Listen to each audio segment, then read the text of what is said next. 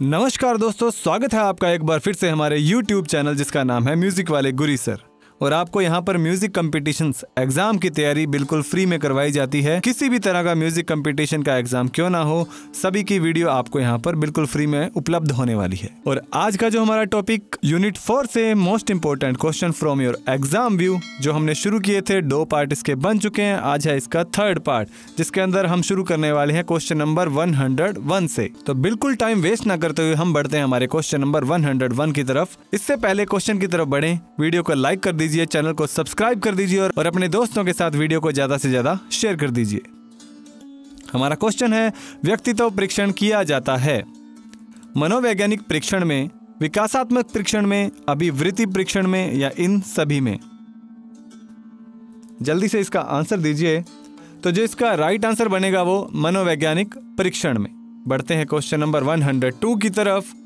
तथ्यों के विश्लेषण की योजना बनाई जाती है। तथ्यों के विश्लेषण की योजना बनाई जाती है शोध योजना से पूर्व, शोध पूर्णता के समय, शोध योजना बनाते समय, शोध कार्य के मध्य में। और इसका जो राइट आंसर होगा वो होगा शोध योजना बनाते समय। Question number 103। प्रदत्तों के व्यवस्थापन के साधनों की संख्या है 1, 3, 4 या 8। बताइए कितनी है। तो देखिए, साधनों की संख्या है 4। क्वेश्चन नंबर 104 की तरफ बढ़ते हैं। प्रदत्तों के व्यवस्थापन के साधन हैं, कौन कौन से है बताना है। तालिका व सांख्यिकी विधि, प्रदत्तों का विश्लेषण, परिणामों का अर्थापन व प्रस्तुतिकरण या उपरोक्त सभी।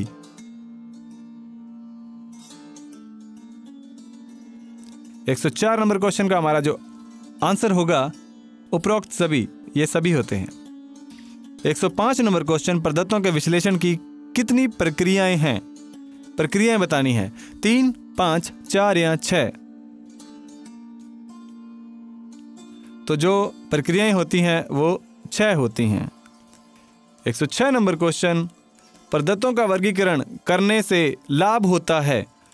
प्रदत्त एक दूसरे से पृथक हो जाते हैं, प्रदत्त संक्षिप्त हो जाते हैं, प्रदत्त सरल व स्पष्ट हो जाते हैं या उपरोक्त सभी। तो जो इसका राइट आंसर होगा वो होगा सभी के सभी। 107 नंबर क्वेश्चन, आदर्श सारणी के प्रमुख भाग कितने होते हैं। 5, 10, 7 या 6। आदर्श सारणी के भाग बताने हैं आपने, तो वो होते हैं 7 भाग होते हैं। कौन कौन से, कमेंट बॉक्स में जरूर राइट कीजिएगा। 108 नंबर क्वेश्चन, प्रदत्तों के सारणीकरण के मुख्य उद्देश्य हैं जटिल समकों को सरल बनाना, तुलना कार्य को सरल बनाना, सांख्यिकीय विवेचन करना या ये सभी। तो 108 नंबर जो क्वेश्चन है हमारा, इसका राइट आंसर होगा सांख्यिकीय विवेचना करना। 109 नंबर क्वेश्चन की तरफ देखो। खानों में लिखे शीर्षक कहे जाते हैं उपशीर्षक, अनुशीर्षक, ए और बी दोनों या इनमें से कोई नहीं। तो जो शीर्षक खानों में लिखे जाते हैं उनको कहते हैं उपशीर्षक। क्या कहते हैं? उपशीर्षक। फिर है शोध प्रक्रिया का अंतिम चरण है परिकल्पना बनाना, विश्लेषण करना, प्रतिवेदन बनाना या सारांश लिखना। जो लास्ट स्टेप है वो होता है प्रतिवेदन बनाना।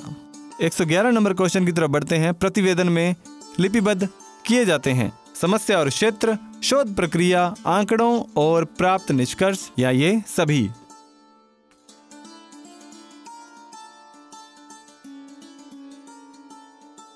तो देखिए, जो इसका राइट आंसर होगा वो होगा ये सभी लिपिबद्ध किए जाते हैं। 112 नंबर क्वेश्चन, प्रतिवेदन प्रस्तुतिकरण से लाभ होता है उसी शोध कार्य की पुनरावृत्ति नहीं होती। प्रतिवेदन से अन्य शोध समस्याओं के सुझाव मिलते हैं। प्रतिवेदन से शोधकर्ता व अन्य पाठकों के ज्ञान कोश में वृद्धि होती है या उपरोक्त सभी। तो इसका जो राइट आंसर होगा ये सभी। 113 नंबर क्वेश्चन, शोध प्रतिवेदन के कितने अंग होते हैं। 1, 5, 3 या 2। कितने अंग होते हैं शोध प्रतिवेदन के? इसके 3 अंग होते हैं। ऑप्शन नंबर सी राइट हो जाएगा। 114 नंबर क्वेश्चन, शोध प्रतिवेदन का भाग नहीं है मुख्य पृष्ठ, मौखिक परीक्षण, स्वीकृति पत्र या इनमें से कोई नहीं। तो देखिए जो शोध प्रतिवेदन का भाग नहीं है वो है मौखिक परीक्षण। 115 नंबर क्वेश्चन, प्रतिवेदन के प्राथमिक भाग में आते हैं मुख्य प्रश्न, स्वीकृति पत्र और प्रस्तावना, बी आभार प्रदर्शन, अनुक्रमणिका, सी सारणी सूची, चित्र सूची, निष्कर्ष व सारांश, या डी उपरोक्त सभी। तो देखिए ये सारे के सारे ही प्राथमिक भाग हैं, उपरोक्त सभी हमारा राइट आंसर हो जाएगा। फिर है प्रतिवेदन का मूल भाग कितने भागों में विभक्त होता है, 1, 2, 3 या 4। प्रतिवेदन का मूल भाग कितने भागों में विभक्त होता है, तो वो होता है 4 भागों में विभक्त होता है। 117 नंबर क्वेश्चन की तरफ बढ़ते हैं। प्रतिवेदन का तीसरा भाग होता है, ये बताएं तीसरा भाग, सारांश, सारणी, संदर्भ या इनमें से कोई नहीं। जो तीसरा भाग होता है वो होता है संदर्भ। क्या होता है? संदर्भ। 118 नंबर क्वेश्चन, अनुक्रमणीकरण के अंतर्गत निम्नलिखित में से कौन सी प्रक्रिया शामिल होती है, पाठ्य सामग्री का संग्रहण, मानदंडों का निर्धारण, विषय वस्तु का विश्लेषण, या ये सभी। तो ये सारे के सारे ही प्रक्रिया में शामिल होते हैं। 119 नंबर क्वेश्चन, अनुक्रमणीकरण का मुख्य उद्देश्य सूचना खोजकर्ता के किसकी बचत करता है, समय, श्रम, ए और बी दोनों या इनमें से कोई नहीं। तो ये जो बचत करता है समय और श्रम की, यानी कि ए और बी दोनों, राइट ऑप्शन सी हो जाएगा। 120 नंबर क्वेश्चन, संदर्भ सूची का उपयोग पाठक को प्रत्यक्ष रूप से किस किस स्रोतों के बारे में सूचित करने के लिए किया जाता है, उद्धरणों, आंकड़ों, फोटो, या ये सभी। तो इसका उपयोग इन सभी के लिए किया जाता है, डी ऑप्शन हमारा राइट हो जाएगा। 121 नंबर क्वेश्चन की तरफ बढ़ते हैं। शोध रिपोर्ट के अंत में ग्रंथ सूची के अंतर्गत निम्नलिखित में से कौन शामिल होता है, पुस्तक, पत्रिकाएं, वेबसाइट, या ये सभी। शोध रिपोर्ट के अंत में, तो ये सारे के सारे ही शामिल होते हैं। 122 नंबर क्वेश्चन, निम्नलिखित में से कौन सा एक ग्रंथ सूची का प्रकार है। एक ग्रंथ सूची का प्रकार पूछा गया है, चयनित ग्रंथ सूची, एनोटेटेड ग्रंथ सूची, उद्धृत कार्यों की ग्रंथ सूची, या ये सभी। तो इसमें जो शामिल होते हैं ये सारे ही होते हैं, ये सारी प्रकार हैं। फिर है ग्रंथ सूची किसके आधार पर बनाई जाती है, प्राथमिक स्रोतों के आधार पर, माध्यमिक स्रोतों के आधार पर, या ए और बी दोनों, या इनमें से कोई नहीं। तो देखिए जो ए और बी दोनों आएगा इसका राइट आंसर, प्राथमिक और माध्यमिक दोनों स्रोतों के आधार पर होती है। फिर है ग्रंथ सूची में सर्वप्रथम किसका काम आता है, लेखक का, संपादक का, ए और बी दोनों का, या प्रकाशक का। तो जो इसमें सर्वप्रथम काम आता है वो लेखक का और संपादक का आता है, प्रकाशक का तो बाद में आता है, सबसे पहले लेखक और संपादक होते हैं। फिर आता है किसी विषय को अन्य विषयों से जोड़कर पढ़ाने से तात्पर्य है, सह संबंध, दो पृथक विषय का शिक्षण, ए और बी दोनों, या उपरोक्त में से कोई नहीं। तो जो इसका राइट आंसर होगा वो होगा सह संबंध। ध्यान रखिएगा, दोनों को जोड़कर पढ़ाना, सह संबंध।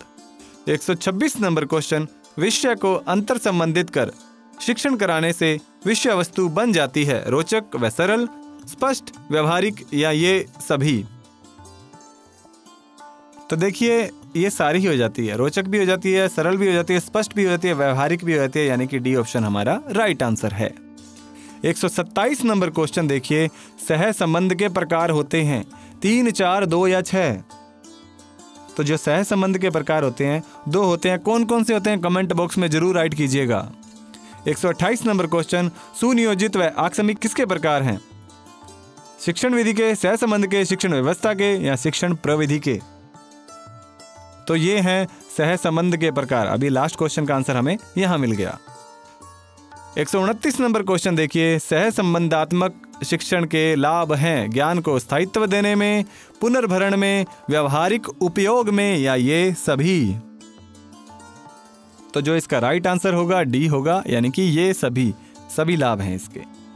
130 नंबर क्वेश्चन देखिए, साहित्य के कौन कौन से पहलू संगीत से संबंधित हैं, लोकगीत, फिल्मी गीत, शास्त्रीय लोक शैलियां रचना, नाटक या पद्य रचना, या ये सभी। बड़े विवेक से आंसर दीजिएगा इसका, ये सभी इसका राइट आंसर है। 131 नंबर क्वेश्चन, संगीतज्ञ व चिकित्सक दोनों हैं, doctor BL Verma, Vishnu Digambar Paluskar, doctor L Subramaniam, या इनमें से कोई नहीं। तो जो इसका राइट आंसर होगा, जो संगीतज्ञ और चिकित्सक दोनों हैं, वो हैं doctor L Subramaniam. Next question, चिकित्सा विज्ञान में संगीत सहायक है रोगियों के इलाज हेतु, रोगियों को उत्तेजित करने हेतु, ए और बी दोनों या इनमें से कोई नहीं। तो देखिए, संगीत जो सहायक है वो रोगियों के इलाज हेतु सहायक है, उत्तेजित करने के लिए नहीं है, ध्यान रखिएगा। संगीत और मनोविज्ञान संबंधित हैं केवल मानसिक विकास से, केवल भावना से, ध्वनि व भावना या इनमें से कोई नहीं। तो जो राइट आंसर होगा, संगीत और मनोविज्ञान ध्वनि और भावना से संबंधित है। 134 नंबर क्वेश्चन देखिए, संगीत व गणित में सह संबंध है, वे हैं सप्तक, श्रुति, थाट रचना, राग, लय व ताल, स्वर संवाद या ये सभी। देखिए, जो संगीत और गणित में जो सह संबंध आता है वो ये सभी में आता है। 135 नंबर क्वेश्चन, गणित विषय में संगीत का उपयोग कहाँ किया जाता है? प्रारंभिक स्तर पर गिनती सिखाने हेतु, छात्रों को पहाड़े सिखाने हेतु, ए और बी दोनों या इनमें से कोई नहीं। तो देखिए, जो हम स्कूल्स में देखते ही हैं कि हमें गणित किस तरह सिखाई गई है, तो गिनती भी हम क्या है गाकर बोलते थे और पहाड़े भी हम गाकर बोलते रहते हैं, तो सी ऑप्शन हमारा राइट हो जाएगा।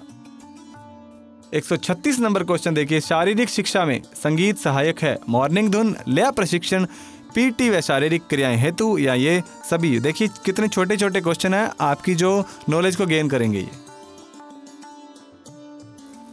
तो देखिए, इन सभी में यूज किया जाता है, मॉर्निंग धुन में भी किया जाता है, पीटी में भी किया जाता है और लय प्रशिक्षण में भी किया जाता है।